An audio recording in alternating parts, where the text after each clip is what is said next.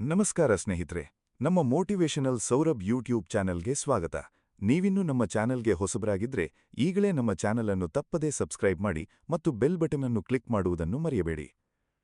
ಸ್ನೇಹಿತರೆ, ಒಂದು ಕ್ಷಣ ನಿಲ್ಲಿ. ಒಂದು ಸಲ ಕಣ್ಮುಚ್ಚಿ ಯೋಚಿಸಿ. ನಿಮ್ಮ ಬದುಕಿನ ಕೊನೆಯ ದಿನ ಯಾವುದು? ಯಾವ ಗಳಿಗೆಯಲ್ಲಿ ನಿಮ್ಮ ಉಸಿರು ನಿಲ್ಲುತ್ತದೆ ಎಂದು ಯಾರಿಗೂ ತಿಳಿದಿಲ್ಲ, ಆದರೆ ಆ ಗಳಿಗೆ ಬರುತ್ತದೆ ಎಂಬುದು ಮಾತ್ರ ಸತ್ಯ. ಒಂದು ಮನೆ ಕಟ್ಟಿದಾಗ ಅಡಿಪಾಯ ಬಲವಾಗಿಟ್ರೆ ಮನೆ ನಿಲ್ಲುತ್ತದೆ, ಆದರೆ ಆ ಮನೆಗೂ ಒಂದು ದಿನ ಅಂತ್ಯ ಬರುತ್ತದೆ. ಅದೇ ರೀತಿ ನಮ್ಮ ದೇಹವೂ ಒಂದು ಮನೆ. ಈ ಮನೆಯಲ್ಲಿ ವಾಸಿಸುವ ಆತ್ಮ ಎಂದೂ ಸಾಯುವುದಿಲ್ಲ, ಆದರೆ ಒಂದು ದಿನ ಈ ಮನೆಯನ್ನು ಬಿಟ್ಟು ಹೋಗಬೇಕು. ಆ ದಿನ ಬಂದಾಗ ನಮ್ಮ ಮನಸ್ಸು ಎಲ್ಲಿ ನಿಲ್ಲುತ್ತದೆ? ನಮ್ಮ ಚಿಂತನೆ ಯಾವ ದಿಕ್ಕಿನಲ್ಲಿ ಹೋಗುತ್ತದೆ? ಇದು ಸಣ್ಣ ಪ್ರಶ್ನೆಯಲ್ಲ ಸ್ನೇಹಿತರೆ, ಇದು ನಮ್ಮ ಸಂಪೂರ್ಣ ಬದುಕಿನ ಸಾರವನ್ನು ನಿರ್ಧರಿಸುವ ಪ್ರಶ್ನೆ. ಇಂದು ನಾವು ಮಾತಾಡುವ ವಿಷಯ ಭಗವದ್ಗೀತೆಯ 8ನೇ ಅಧ್ಯಾಯ. ಇದನ್ನು ಅಕ್ಷರ ಬ್ರಹ್ಮ ಯೋಗ ಎಂದು ಕರೆಯುತ್ತಾರೆ. ಅಕ್ಷರ ಎಂದರೆ ಎಂದೂ ನಾಶವಾಗದ ಸತ್ಯ, ಬ್ರಹ್ಮ ಎಂದರೆ ಎಲ್ಲೆಡೆ ವ್ಯಾಪಿಸಿಕೊಂಡಿರುವ ಆ ಪರಮಶಕ್ತಿ. ಈ ಅಧ್ಯಾಯದಲ್ಲಿ ಅರ್ಜುನ ಕೃಷ್ಣನ ಬಳಿ ಕೇಳುತ್ತಾನೆ, ಬ್ರಹ್ಮ ಎಂದರೇನು, ಆತ್ಮ ಎಂದರೇನು, ಕರ್ಮ ಎಂದರೇನು, ಮತ್ತು ಎಲ್ಲಕ್ಕಿಂತ ಮುಖ್ಯವಾಗಿ ಸಾಯುವ ಗಳಿಗೆಯಲ್ಲಿ ಮನುಷ್ಯ ಭಗವಂತನನ್ನು ಹೇಗೆ ನೆನಪಿಸಿಕೊಳ್ಳಬೇಕು? ಈ ಪ್ರಶ್ನೆಗಳು ಸಾವಿರಾರು ವರ್ಷಗಳ ಹಿಂದೆ ಕೇಳಿದ್ದರೂ ಇಂದಿಗೂ ನಮ್ಮ ಬದುಕಿಗ ಅಷ್ಟೇ ಅರ್ಥಪೂರ್ಣ. ಸ್ನೇಹಿತರೆ, ನಾವು ಬದುಕಿನಲ್ಲಿ ಎಷ್ಟೋ ವಿಷಯಗಳಿಗೆ ಯೋಜನೆ ಮಾಡುತ್ತೇವೆ. ಮನೆ ಕಟ್ಟಲು ಯೋಜನೆ, ಮಗಳ ಮದುವೆಗೆ ಯೋಜನೆ, ಮುಂದಿನ ಕೆಲಸಕ್ಕೆ ಯೋಜನೆ. ಆದರೆ ನಮ್ಮ ಮನಸ್ಸನ್ನು ಕೊನೆಯ ಗಳಿಗೆಯಲ್ಲಿ ಸ್ಥಿರವಾಗಿಡಲು ಯಾವ ಯೋಜನೆ ಮಾಡಿದ್ದೇವೆ? ಒಂದು ರೈತನ ಕಥೆ ನೆನಪಾಗುತ್ತದೆ. ಆ ರೈತ ತನ್ನ ಜೀವಮಾನ ಪೂರ್ತಿ ಬೆಳೆ ಬೆಳೆಯಲು ಭೂಮಿ ಹಸನು ಮಾಡುತ್ತಿದ್ದನು. ಆದರೆ ಬೀಜ ಯಾವಾಗ ಬಿತ್ತಬೇಕು, ಎಷ್ಟು ನೀರು ಹಾಕಬೇಕು ಎಂದು ಕಲಿಯದೆ ಬೆಳೆ ಬೆಳೆಯಲಾಗುವುದಿಲ್ಲ ಎಂಬುದನ್ನು ಅವನು ಎಂದೂ ಯೋಚಿಸಿರಲಿಲ್ಲ. ಅದೇ ರೀತಿ ನಾವು ಬದುಕಿನ ಭೂಮಿಯನ್ನು ಹಸನು ಮಾಡುತ್ತಲೇ ಇರುತ್ತೇವೆ, ಆದರೆ ಮನಸ್ಸಿನ ಬೀಜ ಎಲ್ಲಿ ಬಿತ್ತಬೇಕು ಎಂಬುದನ್ನು ಕಲಿಯುವುದೇ ಇಲ್ಲ. ಕೃಷ್ಣ ಅರ್ಜುನನಿಗೆ ಹೇಳುತ್ತಾನೆ, ಯಾವ ಮನುಷ್ಯ ತನ್ನ ಜೀವನದ ಪ್ರತೀಕ್ಷಣದಲ್ಲೂ ಭಗವಂತನನ್ನು ನೆನಪಿಸಿಕೊಳ್ಳುತ್ತಾ ಬದುಕುತ್ತಾನೋ ಅವನ ಕೊನೆಯ ಚಿಂತನೆಯೂ ಭಗವಂತನ ಕಡೆಗೇ ತಿರುಗುತ್ತದೆ. ಇದನ್ನು ಅರ್ಥಮಾಡಿಕೊಳ್ಳಲು ಒಂದು ಸುಲಭ ಉದಾಹರಣೆ ತೆಗೆದುಕೊಳ್ಳೋಣ. ನೀವು ಪ್ರತಿದಿನ ಬೆಳಿಗ್ಗೆ ಎದ್ದು ಮನೆಯಿಂದ ಆಫೀಸಿಗೆ ಹೋಗುತ್ತೀರಿ ಎಂದು ಊಹಿಸಿ. ಮೊದಲ 2-3 ದಿನ ರಸ್ತೆ ನೆನಪಿಲ್ಲದೆ ಪ್ರತಿ ತಿರುವಿನಲ್ಲೂ ಯೋಚಿಸಬೇಕಾಗುತ್ತದೆ. ಆದರೆ 1 ತಿಂಗಳ ನಂತರ ಆ ರಸ್ತೆ ನಿಮ್ಮ ಮನಸ್ಸಿನಲ್ಲಿ ಅಚ್ಚೊತ್ತಿಬಿಡುತ್ತದೆ. ಯೋಚಿಸದೆಯೇ ಕಾಲುಗಳು ಆ ದಿಕ್ಕಿಗೆ ತಿರುಗುತ್ತವೆ. ಮನಸ್ಸಿನ ಸ್ವಭಾವ ಇದೆ. ಯಾವುದನ್ನು ಪುನರಾವರ್ತಿಸುತ್ತೀರೋ ಅದು ಅಭ್ಯಾಸವಾಗುತ್ತದೆ. ಯಾವುದು ಅಭ್ಯಾಸವಾಗುತ್ತದೋ ಅದು ಸ್ವಭಾವವಾಗುತ್ತದೆ. ಮತ್ತು ಕೊನೆಯ ಗಳಿಗೆಯಲ್ಲಿ ಮನುಷ್ಯನ ಸ್ವಭಾವವೇ ಅವನ ದಿಕ್ಸೂಚಿಯಾಗುತ್ತದೆ. ಇದನ್ನೇ ಕೃಷ್ಣ ಅಧ್ಯಾಯದಲ್ಲಿ ಸ್ಪಷ್ಟವಾಗಿ ಹೇಳುತ್ತಾನೆ. ಸಾಯುವ ಗಳಿಗೆಯಲ್ಲಿ ಮನುಷ್ಯ ಯಾವ ಭಾವದಲ್ಲಿ ದೇಹ ತ್ಯಜಿಸುತ್ತಾನೋ ಅದೇ ಭಾವ ಅವನ ಮುಂದಿನ ಪ್ರಯಾಣವನ್ನು ನಿರ್ಧರಿಸುತ್ತದೆ. ಇದು ಭಯ ಹುಟ್ಟಿಸುವ ಮಾತಲ್ಲ ಸ್ನೇಹಿತರೆ, ಇದು ಜವಾಬ್ದಾರಿಯ ಮಾತು. ಏಕೆಂದರೆ ಈ ಮಾತಿನ ಅರ್ಥ ಸಾಯುವ ಒಂದು ಕ್ಷಣದಲ್ಲಿ ನಾವೇನಾಗಬೇಕು ಎಂದು ಯೋಚಿಸಿದರೆ ಸಾಲದು. ಆ ಒಂದು ಕ್ಷಣಕ್ಕಾಗಿ ನಾವು ಪ್ರತಿದಿನ ಪ್ರತಿ ಗಳಿಗೆ ಸಿದ್ಧಗೊಳ್ಳಬೇಕು. ಬದುಕಿನ ಪ್ರತಿಯೊಂದು ದಿನವೂ ಆ ಕೊನೆಯ ದಿನದ ತಯಾರಿ. ಇನ್ನೊಂದು ಉದಾಹರಣೆ ನೋಡೋಣ. ದೀಪದ ಬೆಳಕನ್ನು ತೆಗೆದುಕೊಳ್ಳಿ. ದೀಪ ಎಷ್ಟು ಹೊತ್ತು ಉರಿಯುತ್ತದೆಯೋ ಅದು ಬೆಳಕನ್ನು ಎಲ್ಲೆಡೆ ಹರಡುತ್ತಲೇ ಇರುತ್ತದೆ. ಆದರೆ ಆ ದೀಪ ಆರುವ ಕ್ಷಣದಲ್ಲಿ ಕೊನೆಯ ಜ್ವಾಲೆ ಯಾವ ರೀತಿ ಉರಿಯುತ್ತದೋ ಅದು ಆ ದೀಪದ ಎಣ್ಣೆ, ಬತ್ತಿ ಎಲ್ಲವನ್ನೂ ಪ್ರತಿಫಲಿಸುತ್ತದೆ. ಎಣ್ಣೆ ಶುದ್ಧವಾಗಿದ್ದರೆ ಕೊನೆಯ ಜ್ವಾಲೆಯು ಪ್ರಕಾಶಮಾನವಾಗಿ ಉರಿಯುತ್ತದೆ. ಎಣ್ಣೆ ಕಲುಷಿತವಾಗಿದ್ದರೆ ಜ್ವಾಲೆ ಕಪ್ಪಗೆ ಹೊಗೆಯಾಡುತ್ತಾ ಹಾರುತ್ತದೆ. ನಮ್ಮ ಬದುಕು ಆ ದೀಪದ ಎಣ್ಣೆಯಂತೆ. ನಾವು ಬದುಕಿನುದ್ದಕ್ಕೂ ಯಾವ ಆಲೋಚನೆಗಳಿಂದ, ಯಾವ ಭಾವದಿಂದ ಆ ಎಣ್ಣೆಯನ್ನು ತುಂಬಿಸುತ್ತೇವೋ ಅದೇ ಕೊನೆಯ ಜ್ವಾಲೆಯಲ್ಲಿ ಪ್ರತಿಫಲಿಸುತ್ತದೆ. ಬದುಕಿನಲ್ಲಿ ಒಂದು ವಿಚಿತ್ರ ಸತ್ಯ ಇದೆ ಸ್ನೇಹಿತರೆ. ನಾವು ಪ್ರತಿದಿನ ಸಾಯುತ್ತಿರುತ್ತೇವೆ, ಆದರೆ ಅದನ್ನು ಗಮನಿಸುವುದೇ ಇಲ್ಲ. ಪ್ರತಿ ಸೆಕೆಂಡ್ ನಮ್ಮ ಆಯುಷ್ಯದಿಂದ 1 ಸೆಕೆಂಡ್ ಕಡಿಮೆಯಾಗುತ್ತಿದೆ. ಒಂದು ಮಂಜುಗಡ್ಡೆಯ ತುಂಡು ಬಿಸಿಲಿನಲ್ಲಿಟ್ಟರೆ ಅದು ನಿಧಾನವಾಗಿ ಕರಗುತ್ತಲೇ ಇರುತ್ತಿದೆ, ಆದರೆ ಕಣ್ಣಿಗೆ ಆ ಕರಗುವಿಕೆ ಗೋಚರವಾಗುವುದಿಲ್ಲ. ಒಂದು ದಿನ ಇದ್ದಕ್ಕಿದ್ದಂತೆ ಆ ಮಂಜುಗಡ್ಡೆ ಸಂಪೂರ್ಣ ನೀರಾಗಿ ಹೋಗಿರುತ್ತದೆ. ನಮ್ಮ ಬದುಕೂ ಅಷ್ಟೇ.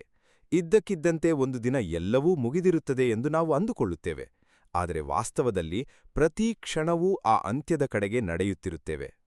ಕೃಷ್ಣ ಈ ಅಧ್ಯಾಯದಲ್ಲಿ ಒಂದು ಅದ್ಭುತ ಸತ್ಯ ಹೇಳುತ್ತಾನೆ. ಈ ಸೃಷ್ಟಿ ಶಾಶ್ವತ ಅಲ್ಲ. ಬ್ರಹ್ಮದೇವರ ಒಂದು ಹಗಲು ಎಷ್ಟೋ 1000 ಯುಗಗಳಷ್ಟು ದೀರ್ಘ. ಆ ಹಗಲಿನಲ್ಲಿ ಎಲ್ಲ ಜೀವಿಗಳು ಹುಟ್ಟುತ್ತವೆ, ಬೆಳೆಯುತ್ತವೆ, ಬಾಳುತ್ತವೆ. ಆ ಹಗಲು ಮುಗಿದು ರಾತ್ರಿ ಬಂದಾಗ ಎಲ್ಲ ಜೀವಿಗಳು ಮತ್ತೆ ಆ ಅವ್ಯಕ್ತ ಸ್ಥಿತಿಗೆ ಲೀನವಾಗಿ ಹೋಗುತ್ತವೆ. ಮತ್ತೆ ರಾತ್ರಿ ಮುಗಿದು ಹಗಲು ಬಂದಾಗ ಅದೇ ಸೃಷ್ಟಿ ಮತ್ತೆ ಪ್ರಾರಂಭವಾಗುತ್ತದೆ. ಇದು ಸೃಷ್ಟಿ ಲಯದ ಚಕ್ರ. ಇದನ್ನು ಕೇಳಿದಾಗ ಒಂದು ಪ್ರಶ್ನೆ ಮನಸ್ಸಿಗೆ ಬರುತ್ತದೆ. ಇಷ್ಟು ದೊಡ್ಡ ಬ್ರಹ್ಮಾಂಡದ ಚಕ್ರದ ಮುಂದೆ ನಮ್ಮ 70-80 ವರ್ಷದ ಬದುಕು ಎಷ್ಟು ಸಣ್ಣದು. ಒಂದು ಸಣ್ಣ ಕಥೆ ಹೇಳುತ್ತೇನೆ. ಒಂದು ಊರಿನಲ್ಲಿ ಒಬ್ಬ ರಾಜ ತನ್ನ ಸಾಮ್ರಾಜ್ಯ ಎಂದೆಂದಿಗೂ ಇರುತ್ತದೆ ಎಂದು ನಂಬಿದ್ದನು.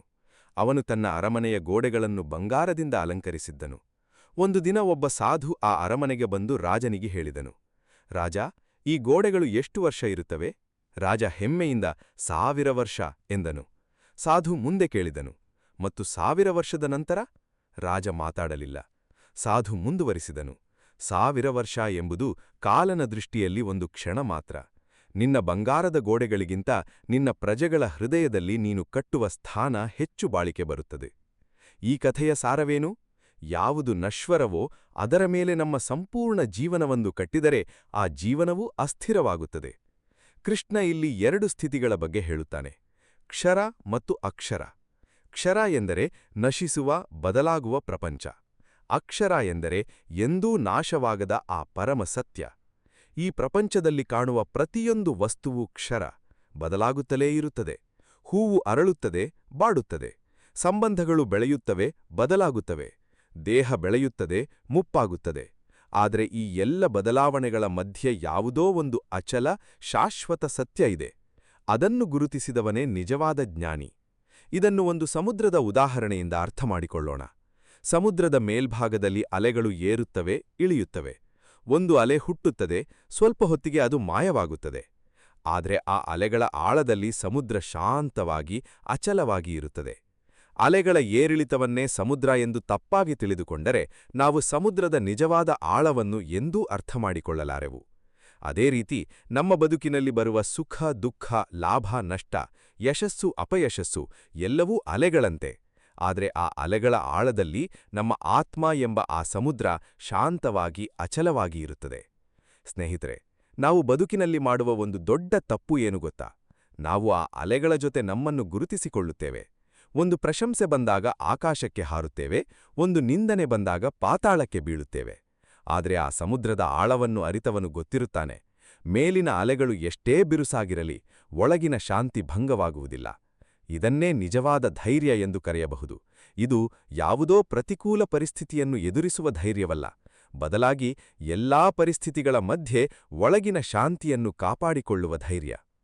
ಕೃಷ್ಣ ಇಲ್ಲಿ ಇನ್ನೊಂದು ಮಹತ್ವದ ಮಾತು ಹೇಳುತ್ತಾನೆ: ಕರ್ಮ ಎಂಬುದು ಈ ಸೃಷ್ಟಿಯನ್ನು ಮುಂದೆ ಸಾಗಿಸುವ ಶಕ್ತಿ. ಪ್ರತಿ ಜೀವಿಯೂ ಕರ್ಮದ ಮೂಲಕವೇ ಮುಂದಿನ ಜನ್ಮ, ಮುಂದಿನ ಸ್ಥಿತಿಯನ್ನು ರೂಪಿಸಿಕೊಳ್ಳುತ್ತದೆ. ಇದನ್ನು ಒಂದು ಕುಂಬಾರನ ಉದಾಹರಣೆಯಿಂದ ನೋಡೋಣ. ಕುಂಬಾರ ಮಣ್ಣಿನ ಮುದ್ದೆಯನ್ನು ಚಕ್ರದ ಮೇಲೆ ಇಟ್ಟು ತಿರುಗಿಸುತ್ತಾನೆ. ಅವನ ಕೈ ಯಾವ ರೀತಿ ಆ ಮಣ್ಣನ್ನು ಆಕಾರಗೊಳಿಸುತ್ತದೆಯೋ ಆ ರೀತಿಯ ಮಡಕೆ ಸಿದ್ಧವಾಗುತ್ತದೆ. ಅದೇ ರೀತಿ ನಮ್ಮ ಪ್ರತಿ ಕರ್ಮವೂ ನಮ್ಮ ಭವಿಷ್ಯದ ಆಕಾರವನ್ನು ರೂಪಿಸುತ್ತಿರುತ್ತದೆ. ನಾವು ಪ್ರತಿದಿನ ಮಾಡುವ ಸಣ್ಣ ಸಣ್ಣ ಕೆಲಸಗಳು, ಆಲೋಚನೆಗಳು, ಮಾತುಗಳು ಇವೆಲ್ಲವೂ ಆ ಚಕ್ರದ ಮೇಲಿನ ಕೈಯ ಚಲನೆ. ಈ ಚಲನೆ ಸ್ಥಿರವಾಗಿದ್ದರೆ ಸುಂದರ ಮಡಕೆ ಸಿದ್ಧವಾಗುತ್ತದೆ. ಚಲನೆ ಅಸ್ಥಿರವಾಗಿದ್ದರೆ ಮಡಕೆ ವಿರೂಪಗೊಳ್ಳುತ್ತದೆ. ಸ್ನೇಹಿತರೆ, ಒಂದು ಸಂಗೀತ ಕಚೇರಿಯ ಬಗ್ಗೆ ಯೋಚಿಸಿ. ಒಂದು ಗಾಯಕ ಗಂಟೆಗಟ್ಟಲೆ ಹಾಡುತ್ತಾನೆ, ಆದರೆ ಅವನ ಕಚೇರಿಯ ಪ್ರತಿಯೊಂದು ಸ್ವರವೂ ಒಂದೇ ಮೂಲಶ್ರುತಿಯಿಂದ ಹುಟ್ಟುತ್ತದೆ. ಆ ಮೂಲಶ್ರುತಿಯೇ ಇಲ್ಲದಿದ್ದರೆ ಯಾವ ರಾಗವೂ ಯಾವ ಸ್ವರವೂ ಉಂಟಾಗಲಾರದು. ಭಗವದ್ಗೀತೆಯ 8ನೇ ಅಧ್ಯಾಯ ಆ ಮೂಲಶ್ರುತಿಯ ಬಗ್ಗೆ ಮಾತಾಡುತ್ತದೆ. ಅದು ಓಂ ಎಂಬ ಪವಿತ್ರ ಶಬ್ದ. ಕೃಷ್ಣ ಹೇಳುತ್ತಾನೆ, ಒಂದೇ ಅಕ್ಷರವಾದ ಓಂ ಎಂಬ ಶಬ್ದವನ್ನು ಉಚ್ಚರಿಸುತ್ತಾ ಭಗವಂತನನ್ನು ಸ್ಮರಿಸುತ್ತಾ ಯಾವ ಮನುಷ್ಯ ದೇಹ ತ್ಯಜಿಸುತ್ತಾನೋ ಅವನು ಪರಮಗತಿಯನ್ನು ಪಡೆಯುತ್ತಾನೆ. ಇದನ್ನು ಕೇಳಿದಾಗ ಒಂದು ಪ್ರಶ್ನೆ ಮನಸ್ಸಿಗೆ ಬರಬಹುದು: ಕೊನೆಯ ಗಳಿಗೆಯಲ್ಲಿ ಒಂದು ಶಬ್ದ ಉಚ್ಚರಿಸುವುದರಿಂದ ಇಷ್ಟು ದೊಡ್ಡ ಪರಿಣಾಮ ಹೇಗೆ ಆಗುತ್ತದೆ? ಇದನ್ನು ಅರ್ಥಮಾಡಿಕೊಳ್ಳಲು ನಾವು ಆಳವಾಗಿ ಯೋಚಿಸಬೇಕು. ಒಂದು ಸಂಗೀತಗಾರನ ಕಥೆ ಕೇಳಿ. ಆ ಸಂಗೀತಗಾರ ಚಿಕ್ಕಂದಿನಿಂದಲೇ ಒಂದು ನಿರ್ದಿಷ್ಟ ರಾಗವನ್ನು ಅಭ್ಯಾಸ ಮಾಡುತ್ತಲೇ ಇದ್ದನು. ಅವನ ಗುರುವೊಮ್ಮೆ ಹೇಳಿದರು, ಮಗು, ಈ ರಾಗವನ್ನು ಎಷ್ಟು ಅಭ್ಯಾಸ ಮಾಡಬೇಕೆಂದರೆ ನೀನು ನಿದ್ರೆಯಲ್ಲೂ ಆ ಸ್ವರ ಹಾಡಬಲ್ಲಂತೆ ಆಗಬೇಕು. ಆ ಸಂಗೀತಗಾರ ವರ್ಷಗಟ್ಟಲೆ ಅದನ್ನೇ ಅಭ್ಯಾಸ ಮಾಡಿದನು. ಒಂದು ದಿನ ಅವನು ಗಂಭೀರವಾಗಿ ಅಸ್ವಸ್ಥನಾದಾಗ ಜ್ಞಾನ ತಪ್ಪಿದ ಸ್ಥಿತಿಯಲ್ಲಿಯೂ ಅವನ ಬಾಯಿಂದ ಆ ರಾಗದ ಸ್ವರಗಳು ಸ್ವಯಂಚಾಲಿತವಾಗಿ ಹೊರಬರುತ್ತಿದ್ದವಂತೆ. ಇದು ಸಾಧ್ಯವಾಗಿದ್ದು ಆ ಒಂದು ಕ್ಷಣದ ಪ್ರಯತ್ನದಿಂದಲ್ಲ, ಬದಲಾಗಿ ವರ್ಷಗಟ್ಟಲೆಯ ನಿರಂತರ ಅಭ್ಯಾಸದಿಂದ. ಇದೇ ಸತ್ಯ ಓಂ ಸ್ಮರಣೆಯ ಬಗ್ಗೆಯೂ ಅನ್ವಯಿಸುತ್ತದೆ. ಕೊನೆಯ ಗಳಿಗೆಯಲ್ಲಿ ಭಗವಂತನನ್ನು ನೆನಪಿಸಿಕೊಳ್ಳಬೇಕೆಂದರೆ ಆ ನೆನಪು ಇಡೀ ಜೀವಮಾನದ ಅಭ್ಯಾಸದ ಫಲ. ಮನಸ್ಸು ಎಂಬುದು ಒಂದು ನದಿಯಂತೆ. ನದಿ ಯಾವ ದಿಕ್ಕಿನಲ್ಲಿ ಹಲವು ವರ್ಷ ಹರಿಯುತ್ತದೆಯೋ ಆ ದಿಕ್ಕಿನಲ್ಲಿಯೇ ಅದರ ಪಾತ್ರ ಆಳವಾಗುತ್ತದೆ. ಒಂದು ದಿನ ಆ ನದಿಯ ಹರಿವನ್ನು ಬದಲಾಯಿಸಬೇಕೆಂದರೆ ಕಷ್ಟ. ಅದೇ ರೀತಿ ಮನಸ್ಸನ್ನು ಜೀವಮಾನವಿಡೀ ಲೌಕಿಕ ವಿಷಯಗಳ ಕಡೆಗೆ ಹರಿಸಿದ್ದರೆ ಕೊನೆಯ ಗಳಿಗೆಯಲ್ಲಿ ಮಾತ್ರ ಅದನ್ನು ಭಗವಂತನ ಕಡೆಗೆ ತಿರುಗಿಸಲು ಪ್ರಯತ್ನಿಸಿದರೆ ಅದು ಸುಲಭವಾಗದು. ಆದರೆ ಸ್ನೇಹಿತರೆ, ಇದರಲ್ಲಿ ಭಯಪಡುವ ಅಗತ್ಯವಿಲ್ಲ. ಯಾಕೆಂದರೆ ಪ್ರತಿದಿನ ಪ್ರತಿ ಕ್ಷಣ ನಾವು ಆ ನದಿಯ ಹರಿವನ್ನು ಸ್ವಲ್ಪ ಸ್ವಲ್ಪವೇ ಬದಲಾಯಿಸಬಹುದು. ಇದನ್ನೇ ಅಭ್ಯಾಸ ಯೋಗ ಎಂದು ಕರೆಯುತ್ತಾರೆ. ಪ್ರತಿದಿನ ಬೆಳಗ್ಗೆ ಎದ್ದ ಕೂಡಲೇ ಒಂದು ಕ್ಷಣ ಭಗವಂತನನ್ನು ನೆನಪಿಸಿಕೊಳ್ಳುವುದು, ಕೆಲಸದ ಮಧ್ಯೆ ಒಂದು ಆಳವಾದ ಉಸಿರು ತೆಗೆದುಕೊಂಡು ಕೃತಜ್ಞತೆ ಸಲ್ಲಿಸುವುದು, ರಾತ್ರಿ ನಿದ್ರೆಗೆ ಹೋಗುವ ಮುನ್ನ ದಿನವನ್ನು ಒಮ್ಮೆ ಮನಸ್ಸಿನಲ್ಲಿ ಮೆಲುಕು ಹಾಕುವುದು, ಇಂತಹ ಸಣ್ಣ ಸಣ್ಣ ಅಭ್ಯಾಸಗಳೇ ಆ ನದಿಯ ಪಾತ್ರವನ್ನು ನಿಧಾನವಾಗಿ ಬದಲಾಯಿಸುತ್ತವೆ. ಒಂದು ರೈತನ ಉದಾಹರಣೆ ತೆಗೆದುಕೊಳ್ಳೋಣ. ಆ ರೈತ ತನ್ನ ಹೊಲದಲ್ಲಿ ಒಂದು ಸಣ್ಣ ಕಾಲುವೆ ತೋಡಿದನು. ಮೊದಲ ದಿನ ಆ ಕಾಲುವೆಯಲ್ಲಿ ಸ್ವಲ್ಪವೇ ನೀರು ಹರಿಯಿತು. ಆದರೆ ಪ್ರತಿದಿನ ಅದೇ ಕಾಲುವೆಯ ಮೂಲಕ ನೀರು ಹರಿಸುತ್ತಲೇ ಇದ್ದನು.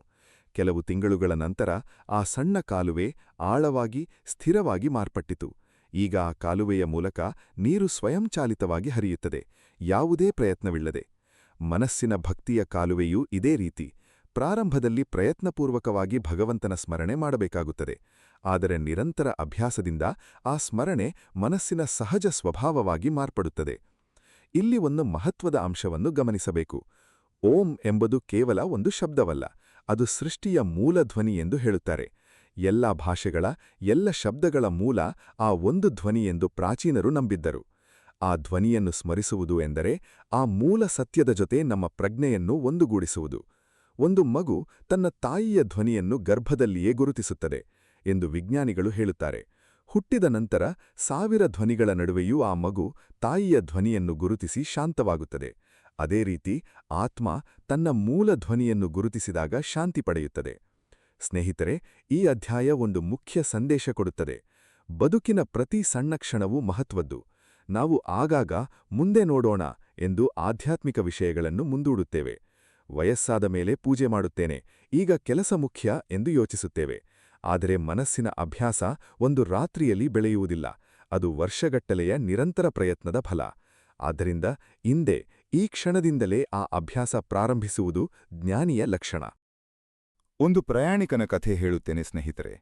ಆ ಪ್ರಯಾಣಿಕ ಒಂದು ದೊಡ್ಡ ರೈಲ್ವೆ ನಿಲ್ದಾಣಕ್ಕೆ ಬಂದನು.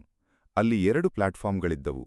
ಒಂದು ಪ್ಲಾಟ್ಫಾರ್ಮ್ನಿಂದ ಹೋಗುವ ರೈಲು ನೇರವಾಗಿ ಗುರಿಯನ್ನು ಮುಟ್ಟುತ್ತಿತ್ತು, ಮರಳಿ ಬರುತ್ತಿರಲಿಲ್ಲ. ಇನ್ನೊಂದು ಪ್ಲಾಟ್ಫಾರ್ಮ್ನಿಂದ ಹೋಗುವ ರೈಲು ಸುತ್ತಾಡಿ ಮತ್ತೆ ಅದೇ ನಿಲ್ದಾಣಕ್ಕೆ ಮರಳಿ ಬರುತ್ತಿತ್ತು. ಪ್ರಯಾಣಿಕ ಯಾವ ಪ್ಲಾಟ್ಫಾರ್ಮ್ ಆರಿಸಿಕೊಳ್ಳುತ್ತಾನೆ ಎಂಬುದು ಅವನ ಗುರಿಯ ಮೇಲೆ ಅವಲಂಬಿಸಿರುತ್ತದೆ.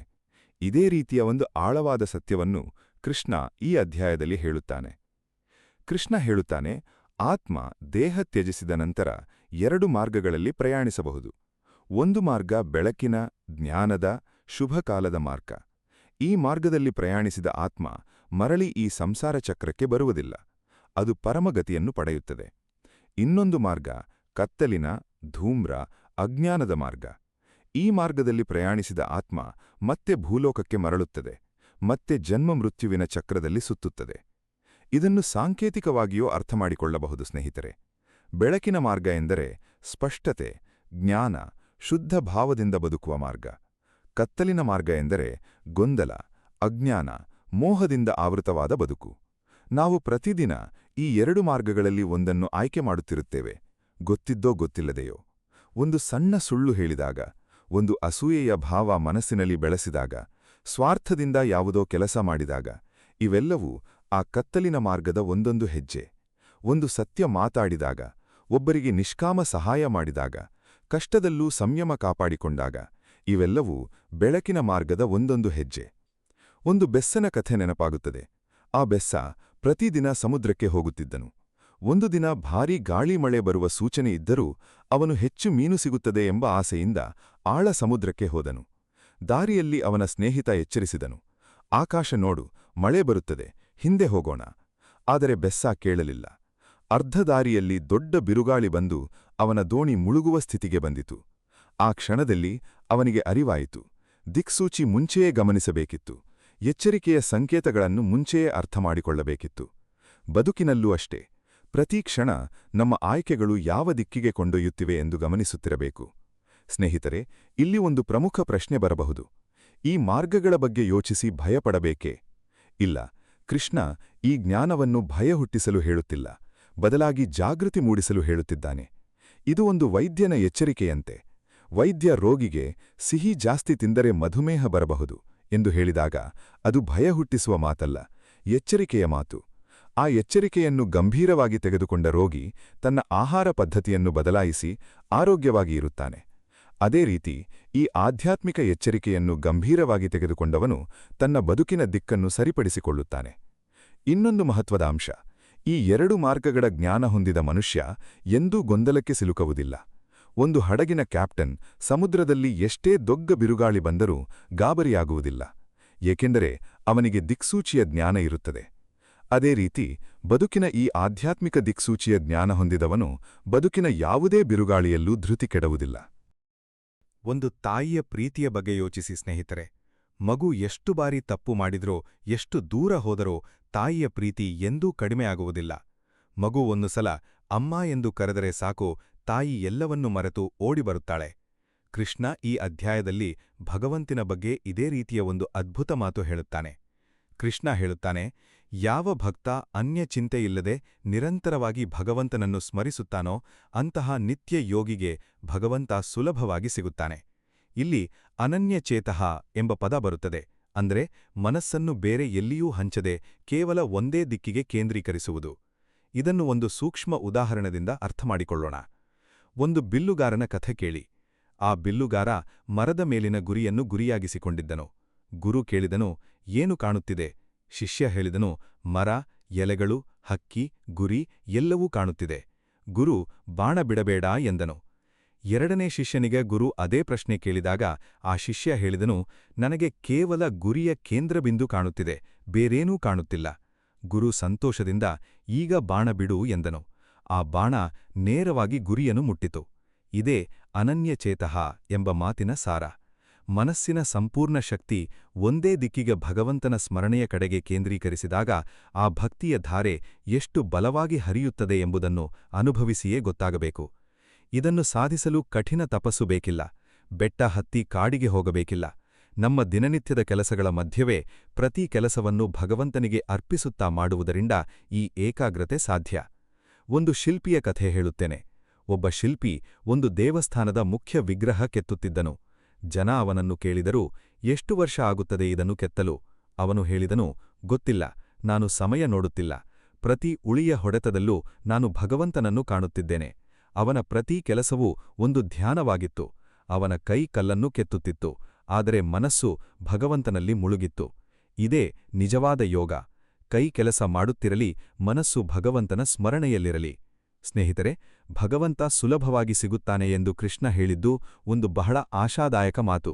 ಇದರ ಅರ್ಥ, ಭಗವಂತನನ್ನು ಪಡೆಯಲು ಯಾವುದೋ ಅಸಾಧ್ಯ ತಪಸ್ಸು ಬೇಕಿಲ್ಲ, ಕೇವಲ ಸ್ಥಿರ, ನಿರಂತರ, ಪ್ರೀತಿಪೂರ್ವಕ ಸ್ಮರಣೆ ಬೇಕು.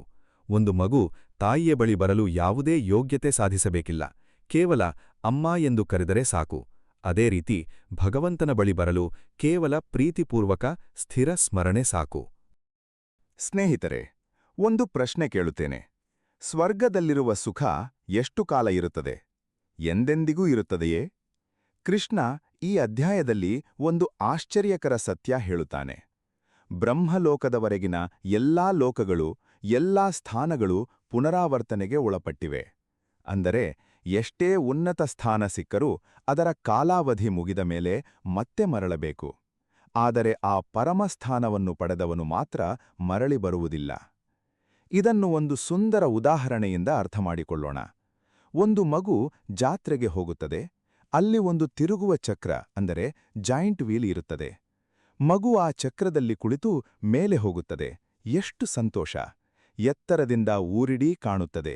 ಗಾಳಿ ಮುಖಕ್ಕೆ ಬಡಿಯುತ್ತದೆ. ಆದರೆ ಆ ಚಕ್ರ ಎಷ್ಟು ಎತ್ತರಕ್ಕೆ ಹೋದರೂ ಅದು ಮತ್ತೆ ಸುತ್ತಿ ಕೆಳಗೆ ಬರಲೇಬೇಕು. ಎಷ್ಟು ಬಾರಿ ಟಿಕೆಟ್ ತೆಗೆದುಕೊಂಡು ಕುಳಿತರೂ ಚಕ್ರ ಮೇಲೆ ಕೆಳಗೆ ಸುತ್ತುತ್ತಲೇ ಇರುತ್ತದೆ. ಸ್ವರ್ಗಲೋಕ, ಬ್ರಹ್ಮಲೋಕ ಮುಂತಾದ ಎಲ್ಲಾ ಉನ್ನತ ಸ್ಥಾನಗಳು ಈ ತಿರುಗುವ ಚಕ್ರದ ಮೇಲ್ಭಾಗದಂತೆ. ಎಷ್ಟೇ ಎತ್ತರಕ್ಕೆ ಹೋದರೂ ಪುಣ್ಯ ಮುಗಿದ ಮೇಲೆ ಮತ್ತೆ ಕೆಳಗೆ ಬರಲೇಬೇಕು. ಆದರೆ ಆ ಪರಮಸ್ಥಾನ ಆ ಚಕ್ರದ ಭಾಗವೇ ಅಲ್ಲ. ಅದು ಆ ಚಕ್ರವನ್ನು ನಿಯಂತ್ರಿಸುವ, ಆ ಚಕ್ರಕ್ಕೆ ಆಧಾರವಾಗಿರುವ ನೆಲದಂತೆ. ಆ ನೆಲ ಎಲ್ಲಿಯೂ ಸುತ್ತುವುದಿಲ್ಲ, ಅದು ಸ್ಥಿರ. ಆ ಸ್ಥಿರ ಸ್ಥಾನವನ್ನು ಪಡೆದವನು ಮತ್ತೆ ಆ ಸುತ್ತುವ ಚಕ್ರಕ್ಕೆ ಮರಳುವ ಅಗತ್ಯವೇ ಇಲ್ಲ.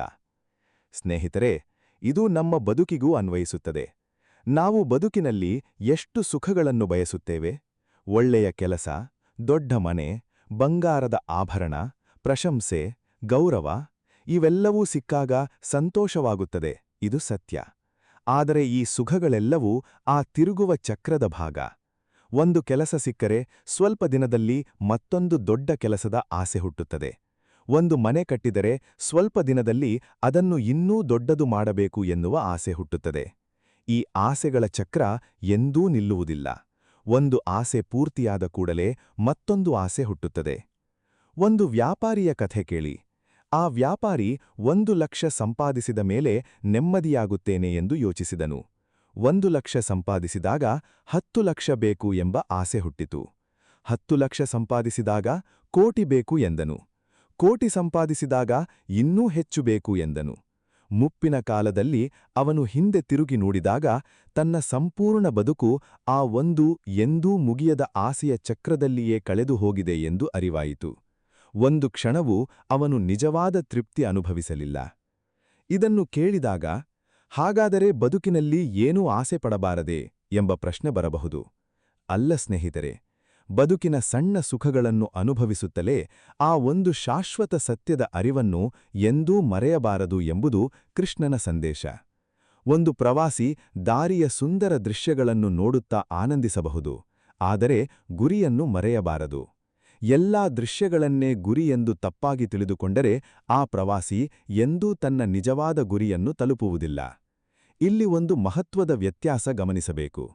ಲೌಕಿಕ ಸುಖಗಳ ಹಿಂದೆ ಓಡುವುದು ಮತ್ತು ಲೌಕಿಕ ಸುಖಗಳನ್ನು ಕೃತಜ್ಞತೆಯಿಂದ ಅನುಭವಿಸುತ್ತಾ ಶಾಶ್ವತ ಸತ್ಯದ ಕಡೆಗೆ ಬೆಳೆಯುತ್ತಿರುವುದು ಇವೆರಡೂ ಬೇರೆ ಬೇರೆ ಮನಸ್ಥಿತಿ. ಮೊದಲ ಮನಸ್ಥಿತಿ ಎಂದೂ ತೃಪ್ತಿಗೊಳ್ಳುವುದಿಲ್ಲ. ಎರಡನೇ ಮನಸ್ಥಿತಿ ಪ್ರತಿ ಕ್ಷಣದಲ್ಲೂ ಶಾಂತಿ ಕಂಡುಕೊಳ್ಳುತ್ತದೆ. ಈ ಭೂಮಿಯ ಮೇಲೆ ಎಷ್ಟು ಜೀವಿಗಳಿವೆ ಎಂದು ಯೋಚಿಸಿ. ಲಕ್ಷಾಂತರ ಕೀಟಗಳು, ಸಾವಿರಾರು ಪ್ರಾಣಿ ಪ್ರಭೇದಗಳು, ಲೆಕ್ಕವಿಲ್ಲದ ಸಸ್ಯ ಪ್ರಭೇದಗಳು. ಮತ್ತು ಇವೆಲ್ಲದರ ಮಧ್ಯೆ ಮನುಷ್ಯ ಜನ್ಮ ಕೇವಲ ಒಂದು ಸಣ್ಣ ಭಾಗ. ಪ್ರಾಚೀನ ಋಷಿಗಳು ಹೇಳಿದ್ದಾರೆ, ಮನುಷ್ಯ ಜನ್ಮ ಪಡೆಯುವುದು ಎಂದರೆ ಒಂದು ಸಾಗರದಲ್ಲಿ ಮುಳುಗಿಸಿದ ಸೂಜಿಯನ್ನು ಒಂದು ಕುರುಡ ಆಮೆ 100 ವರ್ಷಕ್ಕೊಮ್ಮೆ ಮೇಲೆ ಬಂದು ಆಕಸ್ಮಿಕವಾಗಿ ಗುರುತಿಸುವುದಕ್ಕಿಂತಲೂ ಅಪರೂಪ. ಕೃಷ್ಣ ಈ ಅಧ್ಯಾಯದಲ್ಲಿ ಸೃಷ್ಟಿಯ ಚಕ್ರದ ಬಗ್ಗೆ ಮಾತಾಡುತ್ತಾ, ಪ್ರತಿ ಜೀವಿಯೂ ತನ್ನ ಕರ್ಮಕ್ಕೆ ಅನುಗುಣವಾಗಿ ಮುಂದಿನ ಜನ್ಮ ಪಡೆಯುತ್ತದೆ ಎಂದು ಹೇಳುತ್ತಾನೆ. ಸೃಷ್ಟಿಯ ಪ್ರಾರಂಭದಲ್ಲಿ ಎಲ್ಲ ಜೀವಿಗಳೂ ಒಂದು ಅವ್ಯಕ್ತ ಸ್ಥಿತಿಯಿಂದ ಹೊರಬರುತ್ತವೆ, ಮತ್ತೆ ಲಯದ ಸಮಯದಲ್ಲಿ ಆದಿ ಸ್ಥಿತಿಗೆ ಲೀನವಾಗುತ್ತವೆ. ಈ ಚಕ್ರ ಪುನಃ ಪುನಃ ಮುಂದುವರಿಯುತ್ತದೆ. ಇದನ್ನು ಒಂದು ಕಾಡಿನ ಉದಾಹರಣೆಯಿಂದ ಅರ್ಥಮಾಡಿಕೊಳ್ಳೋಣ. ಒಂದು ಬೀಜ ಮಣ್ಣಿನಲ್ಲಿ ಬಿದ್ದು ಮೊಳಕೆಯಾಗುತ್ತದೆ. ಮೊಳಕೆ ಮರವಾಗಿ ಬೆಳೆಯುತ್ತದೆ. ಮರ ಹಣ್ಣು ಕೊಡುತ್ತದೆ. ಆ ಹಣ್ಣಿನಲ್ಲಿ ಮತ್ತೆ ಬೀಜ ಇರುತ್ತದೆ. ಆ ಮರ ಒಂದು ದಿನ ಒಣಗಿ ಮಣ್ಣಾಗುತ್ತದೆ.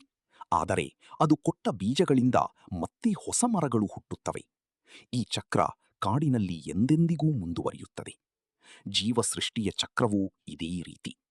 ಆತ್ಮ ಒಂದು ದೇಹ ತ್ಯಜಿಸಿ ತನ್ನ ಕರ್ಮದ ಬೀಜಗಳ ಆಧಾರದ ಮೇಲೆ ಮುಂದಿನ ದೇಹ ಪಡೆಯುತ್ತದೆ. ಆದರೆ ಇಲ್ಲಿ ಮನುಷ್ಯ ಜನ್ಮಕ್ಕೆ ಒಂದು ವಿಶೇಷ ಮಹತ್ವ ಇದೆ.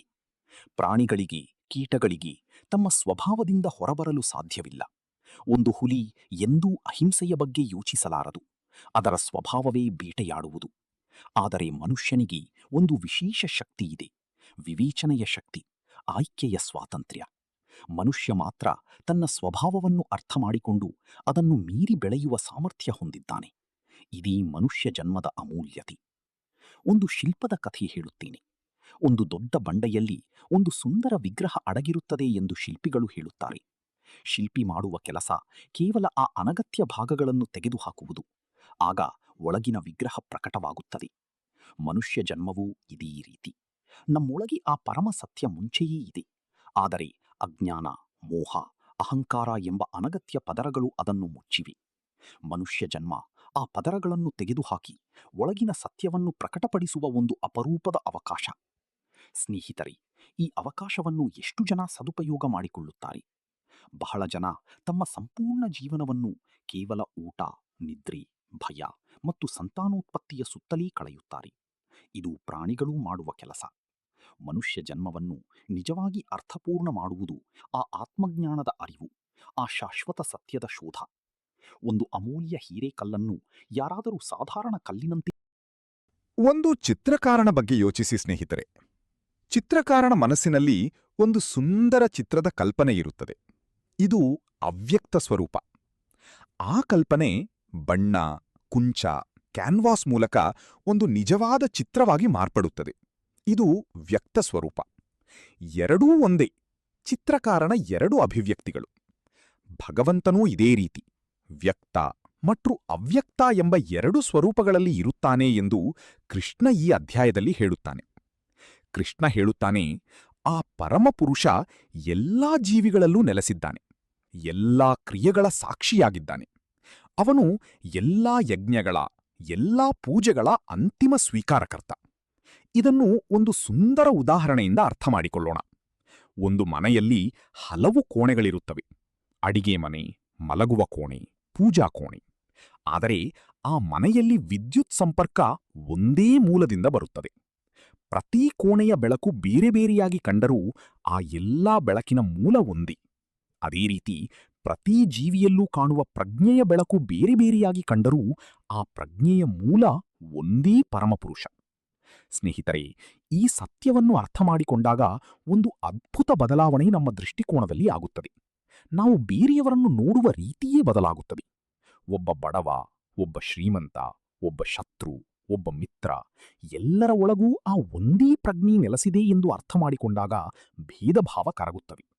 ಒಂದು ಕಥೆ ನೆನಪಾಗುತ್ತದೆ. ಒಬ್ಬ ಸಾಧು ಒಂದು ಗ್ರಾಮದಲ್ಲಿ ಭಿಕ್ಷೆ ಬೇಡುತ್ತಿದ್ದನು. ಒಂದು ಮನೆಯ ಮಾಲೀಕ ಅವನನ್ನು ಅವಮಾನಿಸಿ ಓಡಿಸಿದನು. ಸಾಧು ಶಾಂತವಾಗಿ ನಡೆದನು. ಶಿಷ್ಯ ಕೇಳಿದನು, ಗುರುಗಳೇ, ಅವಮಾನ ಆದರೂ ಕೋಪ ಬರಲಿಲ್ಲವೇ? ಸಾಧು ಹೇಳಿದನು, ಆ ಮನುಷ್ಯನ ಒಳಗೂ ಅದೇ ಭಗವಂತ ಇದ್ದಾನೆ ಮಗು. ಅವನ ಅಜ್ಞಾನಕ್ಕೆ ನಾನೇಕೆ ಕೋಪ. ಸ್ನೇಹಿತರೆ, ಒಂದು ಬಂಡೆಯ ಮೇಲೆ ನಿಂತ ದೀಪದ ಬಗ್ಗೆ ಯೋಚಿಸಿ. ಎಷ್ಟೇ ಬಲವಾದ ಗಾಳಿ ಬೀಸಿದರೂ ಆ ದೀಪ ಗಾಳಿಯಿಲ್ಲದ ಸ್ಥಳದಲ್ಲಿಟ್ಟಿದ್ದರೆ ಅದರ ಜ್ವಾಲೆ ಅಲುಗಾಮುವುದಿಲ್ಲ, ಸ್ಥಿರವಾಗಿ ಉರಿಯುತ್ತದೆ. ಸ್ಥಿರ ಮನಸ್ಸಿನ ಯೋಗಿಯ ಸ್ಥಿತಿಯನ್ನು ಇದೇ ಉದಾಹರಣೆಯಿಂದ ವಿವರಿಸುತ್ತಾರೆ. ಬದುಕಿನ ಬಿರುಗಾಳಿಗಳು ಎಷ್ಟೇ ಬಲವಾಗಿ ಬೀಸಿದರೂ ಒಳಗಿನ ಶಾಂತಿಯ ಜ್ವಾಲೆ ಅಲುಗಾಡದೆ ಉರಿಯುತ್ತಲೇ ಇರುತ್ತದೆ. ಇದು ಆ ಯೋಗಿಯ ಲಕ್ಷಣ. ಈ ಅಧ್ಯಾಯ ನಮಗೆ ಕಲಿಸುವ ಒಂದು ಪ್ರಮುಖ ಪಾಠ. ಬದುಕಿನ ಪ್ರತಿಯೊಂದು ಅನುಭವವನ್ನು ಆಧ್ಯಾತ್ಮಿಕ ಬೆಳವಣಿಗೆಗೆ ಬಳಸಿಕೊಳ್ಳಬಹುದು.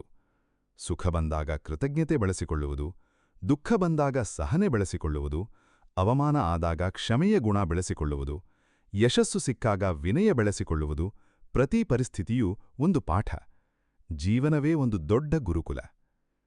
ಒಂದು ಕಬ್ಬಿಣದ ಮುದ್ದೆಯ ಕಥೆ ಹೇಳುತ್ತೇನೆ. ಕಮ್ಮಾರ ಆ ಕಬ್ಬಿಣದ ಮುದ್ದೆಯನ್ನು ಬೆಂಕಿಯಲ್ಲಿ ಕಾಯಿಸುತ್ತಾನೆ, ಸುತ್ತಿಗೆಯಿಂದ ಹೊಡೆಯುತ್ತಾನೆ, ಮತ್ತೆ ಮತ್ತೆ ನೀರಿನಲ್ಲಿ ಮುಳುಗಿಸುತ್ತಾನೆ. ಈ ಪ್ರಕ್ರಿಯೆ ಎಷ್ಟೋ ಬಾರಿ ಪುನರಾವರ್ತನೆಯಾಗುತ್ತದೆ. ಕಬ್ಬಿಣದ ದೃಷ್ಟಿಯಿಂದ ನೋಡಿದರೆ ಇದು ಅತ್ಯಂತ ಕಠಿಣ ಅನುಭವ. ಆದರೆ ಈ ಸಂಪೂರ್ಣ ಪ್ರಕ್ರಿಯೆಯ ಕೊನೆಯಲ್ಲಿ ಆ ಸಾಧಾರಣ ಕಬ್ಬಿಣದ ಮುದ್ದೆ ಒಂದು ಸುಂದರ ಬಲವಾದ ಖಡ್ಗವಾಗಿ ಮಾರ್ಪಡುತ್ತದೆ. ಬದುಕಿನ ಕಷ್ಟಗಳೂ ಇದೇ ರೀತಿ. ಆ ಕ್ಷಣದಲ್ಲಿ ನೋವು ಅನುಭವವಾಗಬಹುದು, ಆದರೆ ಆ ಕಷ್ಟಗಳೇ ನಮ್ಮ ಆತ್ಮವನ್ನು ಬಲಗೊಳಿಸಿ ಸುಂದರ ರೂಪ ಕೊಡುತ್ತವೆ. ಸ್ನೇಹಿತರೆ, ಇಲ್ಲಿ ಒಂದು ಅಮೂಲ್ಯ ಸತ್ಯ ಗಮನಿಸಬೇಕು. ಈ ಅಧ್ಯಾಯ ಪೂರ್ತಿ ಓದಿದ ಮೇಲೆ ಒಂದು ವಿಷಯ ಸ್ಪಷ್ಟವಾಗುತ್ತದೆ. ಸಾವಿನ ಗಳಿಗೆ ಹಠಾತ್ತಾಗಿ ಬರುವ ಪರೀಕ್ಷೆಯಲ್ಲ, ಅದು ಜೀವಮಾನದ ಸಿದ್ಧತೆಯ ಫಲಿತಾಂಶ. ಒಂದು ಪರೀಕ್ಷೆಗೆ ಮಿಂಚಿನ ರಾತ್ರಿ ಮಾತ್ರ ಓದಿ ಪರೀಕ್ಷೆ ಬರೆಯುವ ವಿದ್ಯಾರ್ಥಿ ಮತ್ತು ವರ್ಷಪೂರ್ತಿ ಶ್ರದ್ಧೆಯಿಂದ ಓದಿ ಪರೀಕ್ಷೆಗೆ ಸಿದ್ಧವಾಗುವ ವಿದ್ಯಾರ್ಥಿಯ ನಡುವಿನ ವ್ಯತ್ಯಾಸ ಎಷ್ಟು ದೊಡ್ಡದು. ಬದುಕಿನ ಪ್ರತಿ ದಿನವೂ ಆ ಅಂತಿಮ ಪರೀಕ್ಷೆಗೆ ಸಿದ್ಧತೆ. ಇನ್ನೊಂದು ಗಮನಾರ್ಹ ಅಂಶ, ಈ ಅಧ್ಯಾಯ ನಮಗೆ ಸಮಯದ ಬೆಲೆಯನ್ನು ಕಲಿಸುತ್ತದೆ.